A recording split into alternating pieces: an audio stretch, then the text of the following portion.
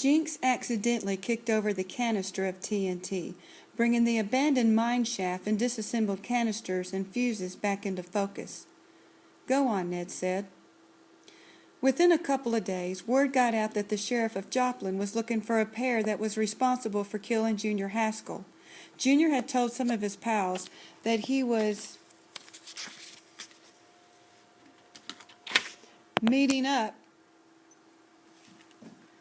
with a couple of fellas from his glory days, that he had seen us at the tent revival, and that his Aunt Lois had told the sheriff about the revival, and there was a whole town full of witnesses who knew what we looked like. Finn said since they were looking for a pair, we'd better split up, and that's when I hopped a train heading one direction, and he hopped one heading the other way. Ned locked his eyes on Jinx, giving him his full attention. "That can hardly be considered murder. It was an accident, if anything. It was your fault, your uncle's fault." "But I was the one holding the knife. I must have swung around when Finn hit me, and, well, the knife went where it went." But try explaining that to an angry crowd or jury of Junior Haskell's peers. Jinx's face flushed and his hands were shaking. "Here, help me put Mr. Hinckley's shell back together." He handed Ned the original Manchurian fire thrower, ending the conversation. "He's setting up his big fireworks show down by the depot. They're pulling out all the stops for President Wilson's big visit." "Where's the fuse?" "We must have used his fuse in one of our canisters." "Just cut me a piece off that roll. Better make it good and long. 300 feet in the air is pretty high." The following days held a thriving business for Jinx and Ned. Boys from all over found excuses to frequent Shady's place. When the last canister was sold, the boys had taken in a grand total of $50.75. Ned took his half and insisted that since Jinx was the idea man, he should have the extra 75 cents. The whole enterprise would have gone off without a hitch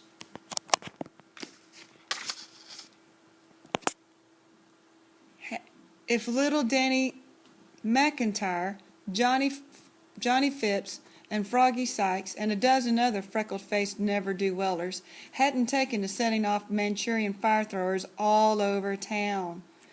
One angry mother after another confronted Shady on the street or in the store.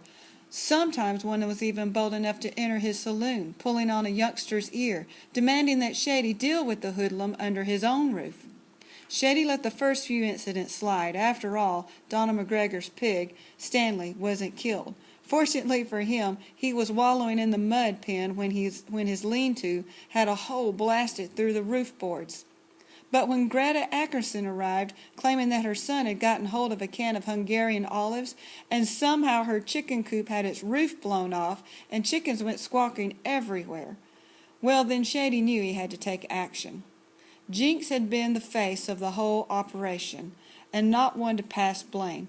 He took full responsibility and promised to make amends. He wasn't sure what those amends would be until Shady made it clear to him at New Year's quilt auction.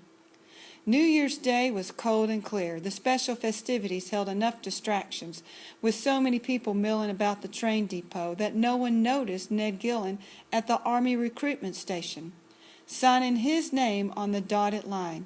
Even the recruitment officer was so busy counting out the $25 bills Ned handed him that he neglected to ask for proof of age. Hattie Mae's News Auxiliary, January 12, 1918. The 1918 New Year's celebration was a rousing success, if a bit unpredictable. Many townsfolk gathered in the train depot, drinking eggnog and wishing cheers to each other's health. A few verses of Old Lang Syne were sung, and some had imbibed enough brandy that much of the event will never be brought to mind. Of course, the utmost anticipation was centered on the arrival of the 7:45 train and President Woodrow Wilson. The Manifest High School band was out in full force and played the most inspiring rendition of Hail to the Chief. The unfortunate explosion of fireworks in the water tower and subsequent dousing of the president in the newly signed victory quilt was somewhat a surprising turn of events.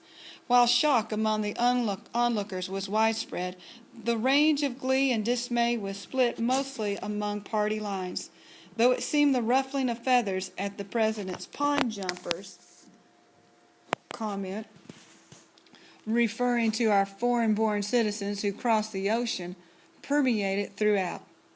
After the departure of the 7:45 train at 8:07, the day culminated with the much-anticipated Daughters of the American Revolution auction.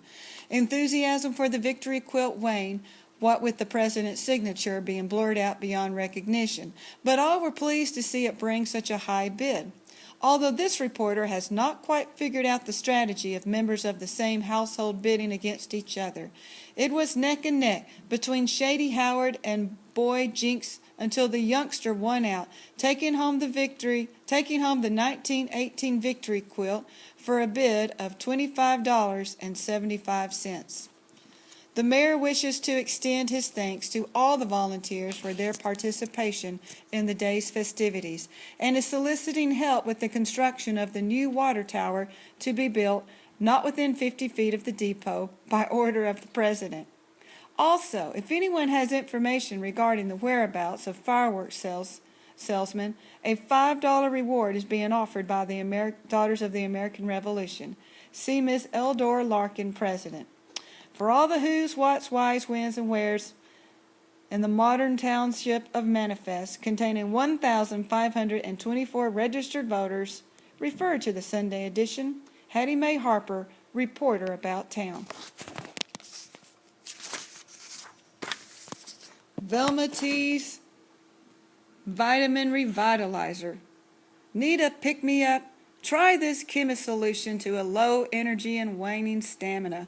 With a carefully tested combination of iron, potassium, and calcium, it will give you a new spring in your step, and you'll be able to accomplish the many tasks asked of you throughout the day. Just 1 teaspoon at morning and night, and you will have the wherewithal of your youth. See Bellomy-Ezell at the high school to get your vitamin reviser today. Private Ned Gilliam, Camp Fulton, Kansas, February 10th, 1918. Dear Jinx, I am settled in here at Camp Fulton at almost 2100 hours. That's military jargon for 9 p.m. It'll be lights out pretty soon. It seems early for that, but reveille sneaks up faster than Pop's wake-up call of scorched eggs and charred bacon. Sarge says we'll be here for a few weeks before shipping out, so that doesn't leave us much time for training. Most fellas here are in pretty good shape from football, basketball, or track, and we're raring to go. Hope you're not still mad at me for leaving. After all, I couldn't have done it without you. Without the money from the fireworks sale, I would never have convinced the recruitment officer to sign me up underage. So I owe you, buddy. Don't know if I'm supposed to say where we're going, but I'll have to parlez-vous a little of my vintage soise if...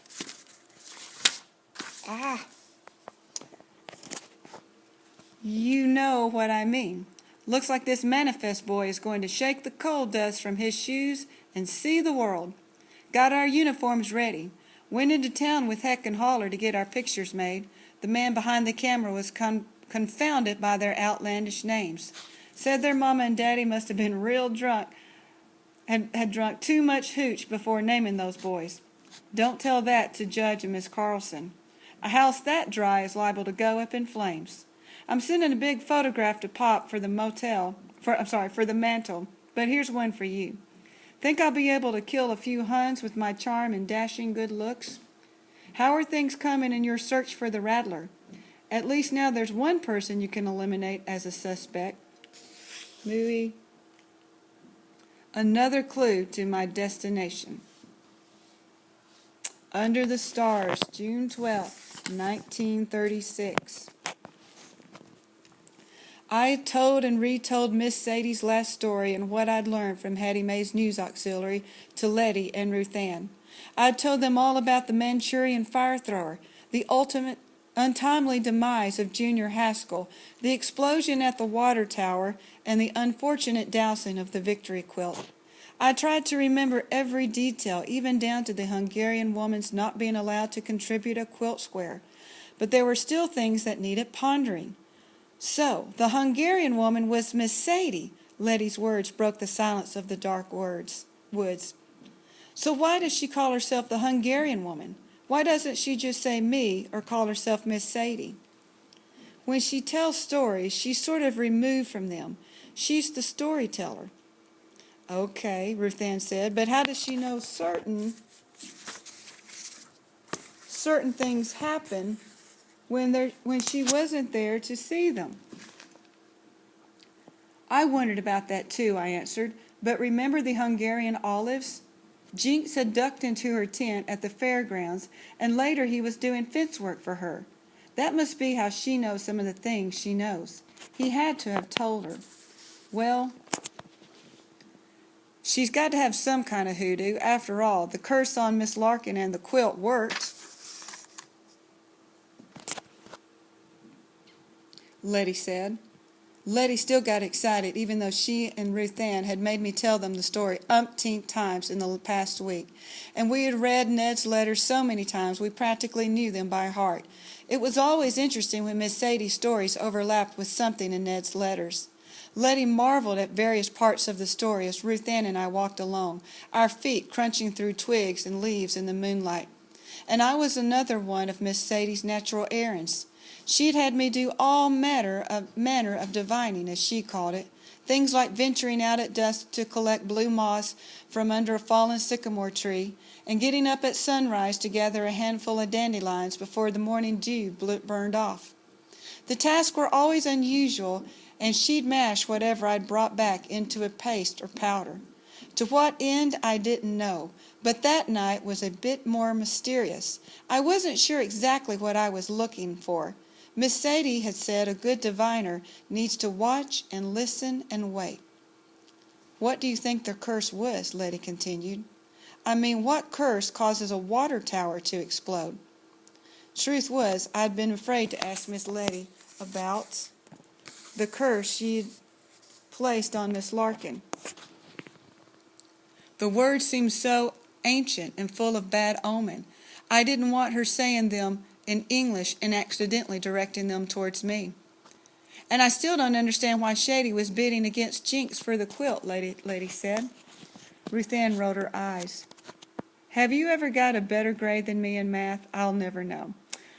Now listen, and I'll explain it again. Ruth Ann always spoke about the stories as if she had witnessed the events herself. At the auction, nobody wanted the quilt because it got wet and the president's signature was all smudged, right? Right, Letty said, concentrating. But Shady knew that Jinx had made a bundle of money selling his homemade fireworks. Right, his share was $25.75. Right, since it was Jinx's fireworks that caused the water tower to burst all over the place, Shady wanted him to make restitution and made him buy it. Jinx probably started with a low-ball bid, so Shady kept bidding against him until the quilt finally sold to Jinx for $25. And 75 cents, Letty's eyes lit up. The same amount he'd made off the fireworks. Yes, Ruth Ann said with a sigh. But it was probably Miss Sadie's curse that doomed the quilt in the first place, don't you think, Abilene? She didn't wait for me to answer. She must be a witch. Even Miss Larkin called her a sorcerer, a caster of spells. Then why does she call herself a diviner? I asked. How come her sign doesn't say Miss Sadie, sorcerer and caster of spells?